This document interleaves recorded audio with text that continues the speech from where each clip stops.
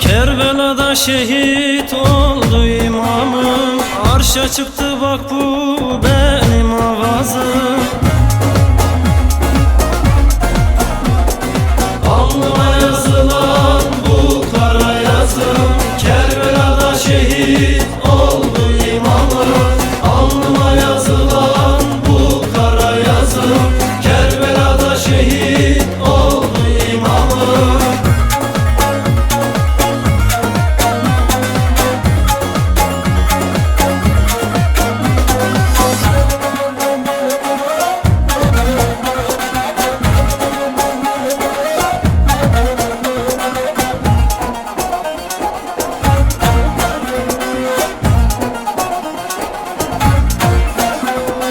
Zalimler toplandı, seni vurdular. Melekler ağladı, Hüseyin dediler. Ehli beytin soyu sensin dediler. Kerbela'da şehit oldu imamım. Ehli beytin soyu sensin dediler. Kerbela'da şehit oldu imamım.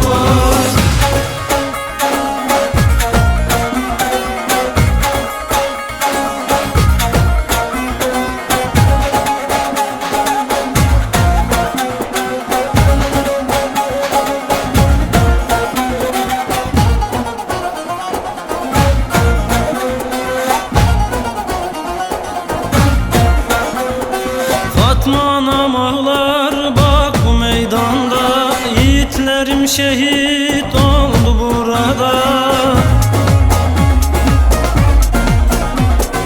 Gece gündüz ben ağlarım burada. Kerbela'da şehit oldu imamım. Gece gündüz ben ağlarım burada. Kerbela'da şehit oldu imamım.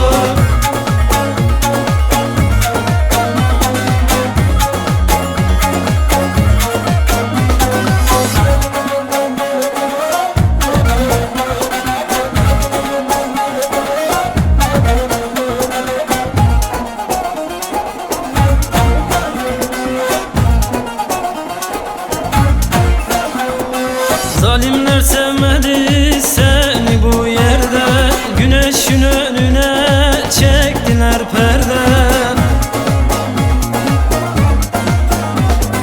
Ararım seni